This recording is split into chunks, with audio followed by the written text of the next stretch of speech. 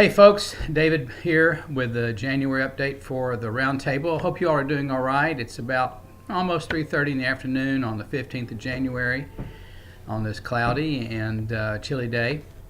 And so anyway, I've got some things for you that I hope you'll appreciate. And so let's get started with that. Let me look at my notes here. First of all, for this month, I just wanted to let me stop here and talk about meetings for a second. If you may have noticed from emails or Facebook posts or whatever, I'm a bit frustrated with finding a decent place to meet right now, and I'm still struggling with it. I'll talk with people now and then about it, or I'll start looking into things. Nothing has really clicked. And it's the middle of January. I'm thinking we're just not going to have a January meeting, and just keep working on trying to get a decent place to meet. The things I'm looking for is something that is somewhat central in the county, and then also something that's easy to find and get to, and that has some parking and is comfortable. And if it has coffee or beer or something like that, then that's a plus, but that's sort of what I'm aiming for. The spot just has not been that comfortable. So anyhow, please pray about that. I'm really frustrated about it. And I'm also leaning more towards trying to be involved with UTC in some way. And those of y'all that know me, have talked with me in the past, I'm kind of have been interested in that before. So I'm talking with the head of the annual C.S. Lewis lecture, UTC lecture, probably next week sometime, and I'm going to talk with him about that, see if he has any ideas. But then that kind of leads into another thing, and that is that I believe is probably, I don't know whether it was November or December, but I told you about giving an update on the annual lecture. But as it turns out, we've just found out that the lady that was going to speak for us this year in a couple of months has come down with some health problems, and she's really too ill to do it, so she's had to pull out. And Julian Reese, who works with InterVarsity up at UTK, he said that he's got a couple of students who know Diana Gleier, who is a well-known C.S. Lewis speaker, and that perhaps she would be a good person to ask. And I know Diana, and so I asked Dr. Cooper at UTC, the head of our committee, is okay if you want me to go ahead and contact her, and he said, yeah. The committee is going to be meeting next week, but I've already contacted Diana to see if she's got room in her schedule and is willing to do this. And I haven't heard back from her yet. I just wrote to her yesterday, I think, or Sunday. So at any rate, that's the situation with the annual UTC lecture. I haven't heard. I suspect that there's been times in the past, after all these years, surely somebody's had to pull out before. But Diana would really be good, and I'm going to supply for you as I was, trying to find something that I could share with the rest of the committee so they get an idea of what Diana's like. A couple years ago, she gave a really good lecture for the Anselm Society, and so it's on YouTube. It's almost an hour long, but it's really good. And one of her specialties is the influence of the Inklings on one another in their writing literary development. And in fact, she wrote a book. It was like a doctoral dissertation, and she wrote a book on it called I had it in my mind just a while ago. It'll come to me. But the sequel is Bandersnatch. Now you can't forget that one.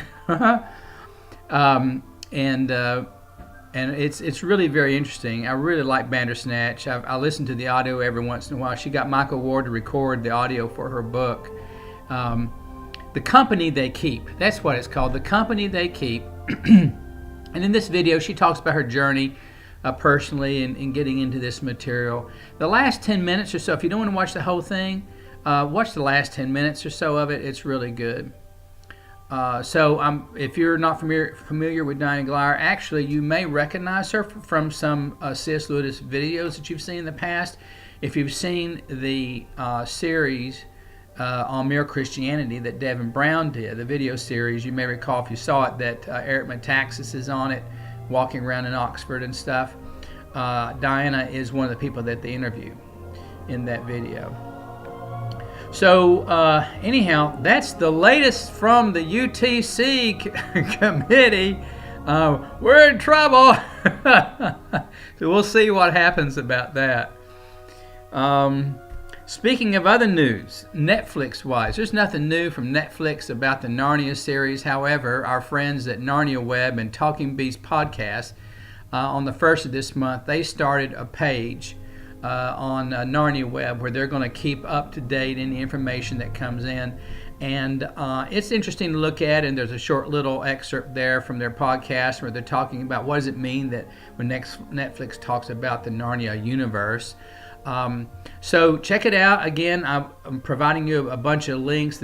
You'll have a link to this page in NarniaWeb, and it'd be worthwhile checking it out like once a month or so. I will be checking it out to let you know if there's anything on it or if anything comes up.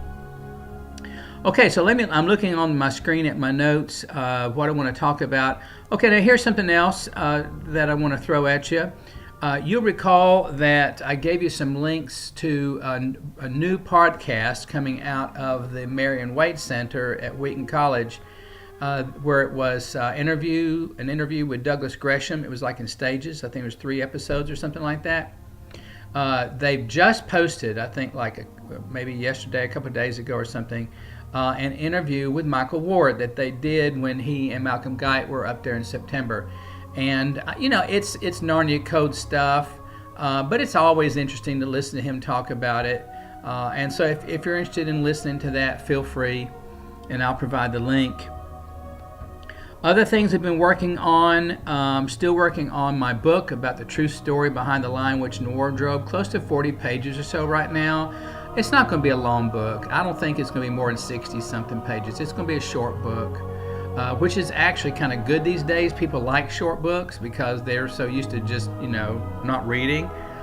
And if you haven't gone and looked at my preface and my first chapter, now that's not the first chapter. The preface, it needs editing, but it's kind of pretty much what I want it to be.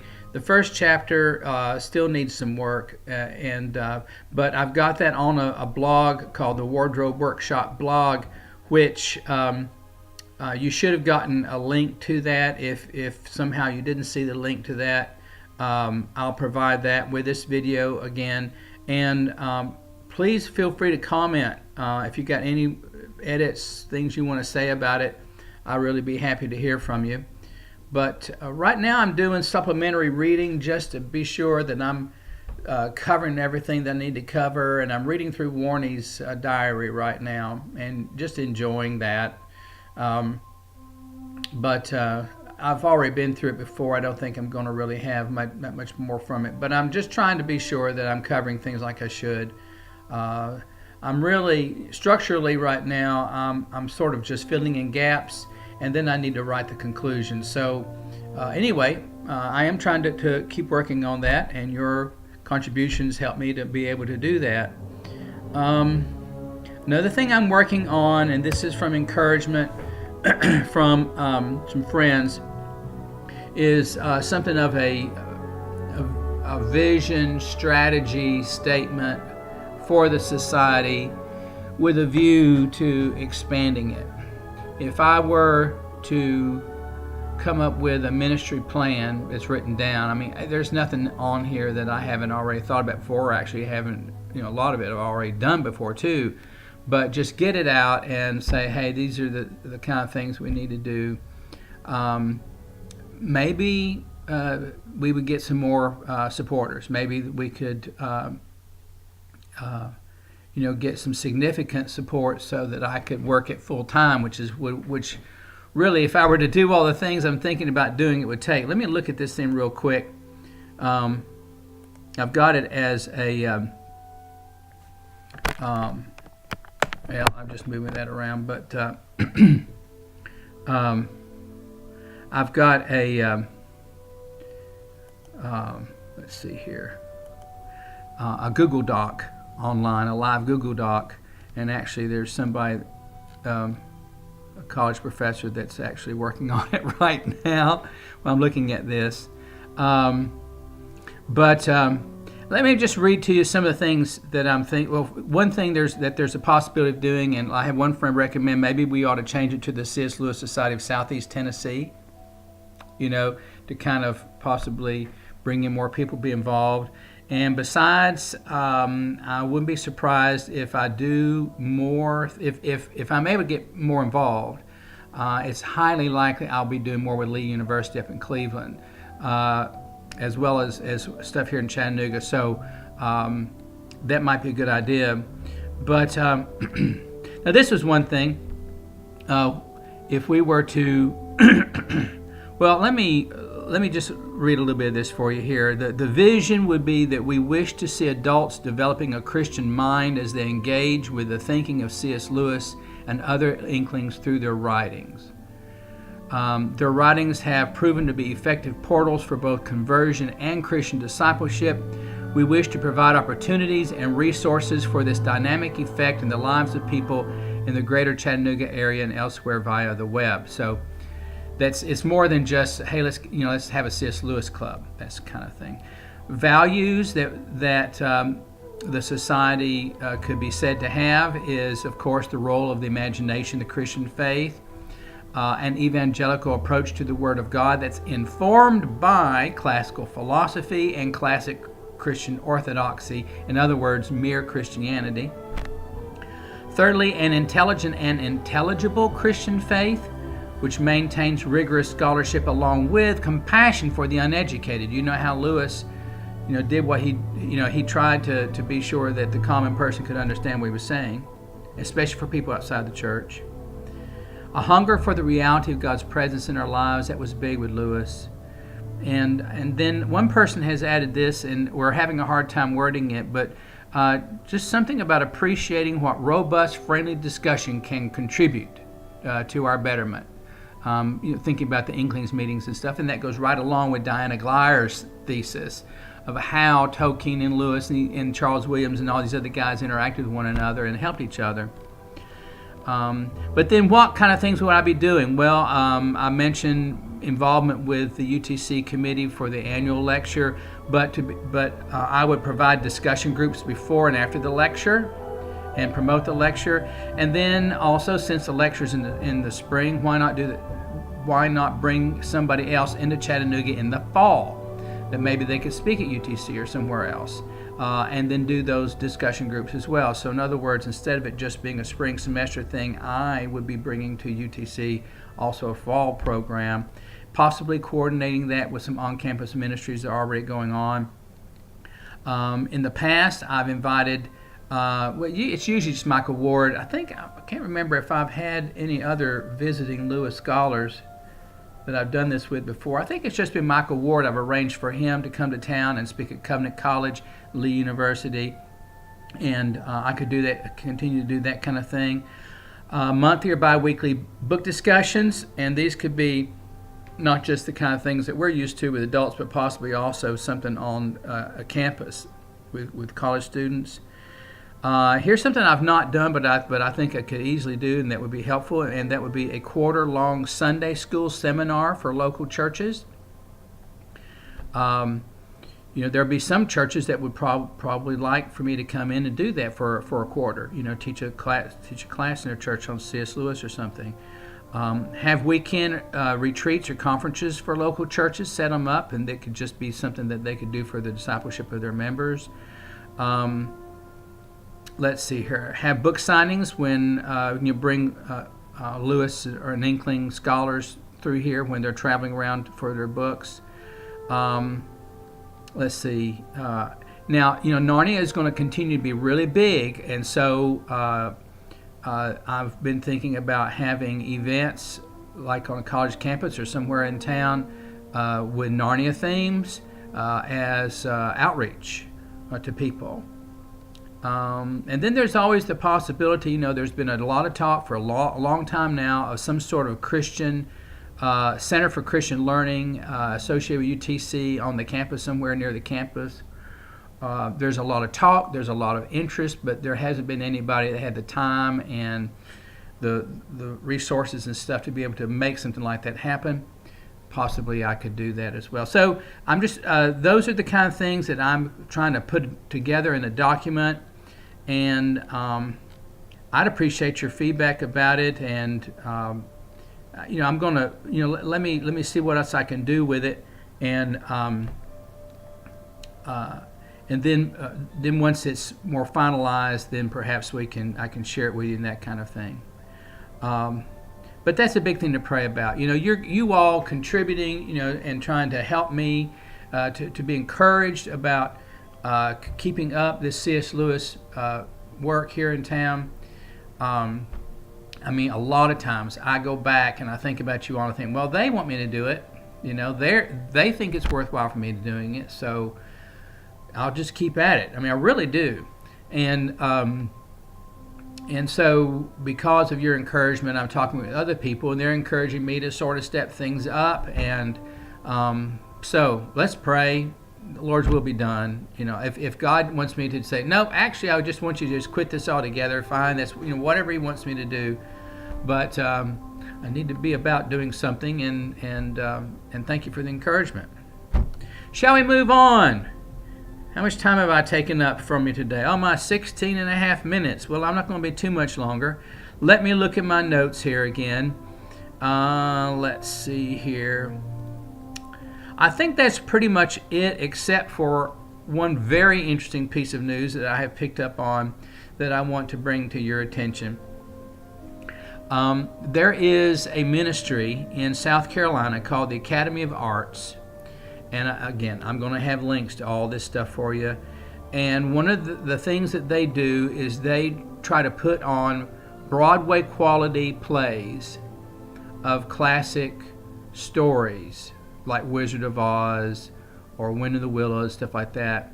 And they have done The Lion, the Witch, and the Wardrobe, and they have done Prince Caspian. And they've gone so far, as I understand it, is to acquire original costumes and props from the Disney movies. And they invited Douglas Gresham to come and I think it was to their first performance of Lion, Witch, and Wardrobe, I believe. And he just got on a plane from Malta and flew over to Taylor, South Carolina to see this play. And he absolutely loved it. And he's encouraging them to do all 7 books. And he's apparently getting involved with them to a certain degree, encouraging them to do this, because they're the only people who are really moving forward with real quality stage performances of the Narnia series. The next one they're going to do is The Horse and His Boy. A year or two ago, they were doing a GoFundMe project for this, and there's a video that is on YouTube, which I'll give you a link to, where the lady that's sort of in charge of the Logos Theater and the project, it's the promotion for the GoFundMe program, and they have footage, as we would call it, used to call it, regards, foots of video of movie reel tape of their Lion, Witch, and Wardrobe play, and it looks really good. It looks fascinating. But apparently their GoFundMe campaign was successful, because they're scheduled to start performing The Horse and His Boy March the 1st of this year. They're going to go through March and April, and I have just a few moments ago posted an announcement about that on our Society Facebook page, but I'll also have links for you here with this video so that you can see their advert, and also if you want to go ahead and buy tickets, you can and go. Now, here's something that I found very interesting in a news article. There is between Greenville and Spartanburg, I think it's Greenville and Spartanburg, not Greenville and Anderson, Greenville and Spartanburg, there's a town called Malden, South Carolina, and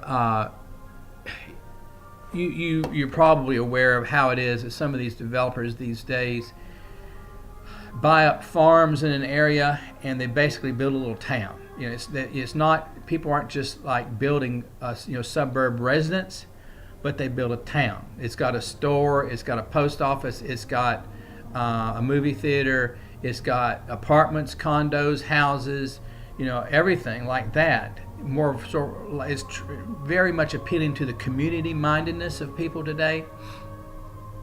Well, there are some people in South Carolina that are building an enormous development. It's called Bridgeway Station, and I've given you a link to that.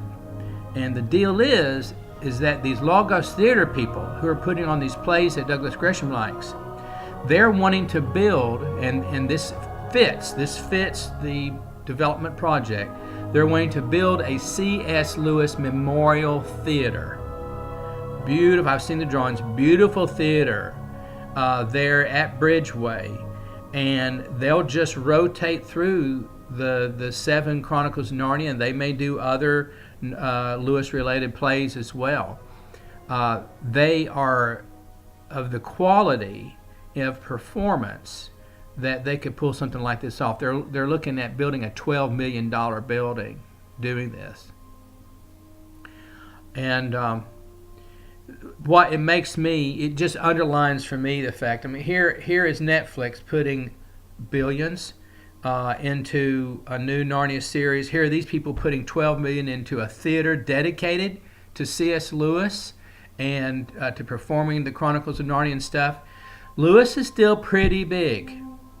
And as I said in my document at one point, my ministry document, it says, due to the universal appreciation of Lewis and the Inklings, the potential for people to be interested in lectures, clubs, and events related to them is enormous. Yes, it is. It really is.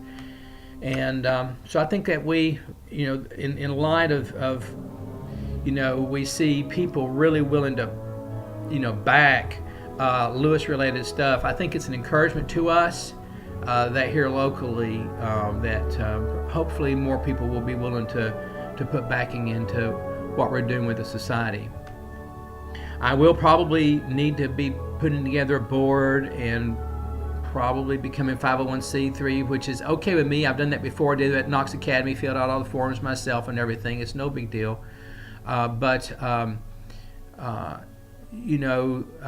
It's just that there's people are really doing some significant things, and so we'll see what happens. We'll see how the country does, how our economy does, as the wicked continue to spoil the good in the world around us. But in the meantime, we'll just keep building the kingdom and holding the fort and making advances as we can, and we'll see what God does. That's it for January, people. I've got like a library of links for you. It'll take me an hour probably to get them. No, I'm joking. But at any rate, hope you're doing well, and I'll just be in touch with you. I will be in touch via messaging through the Patreon page, but I'll certainly be back in touch with you in February too. So y'all take care. Bye-bye.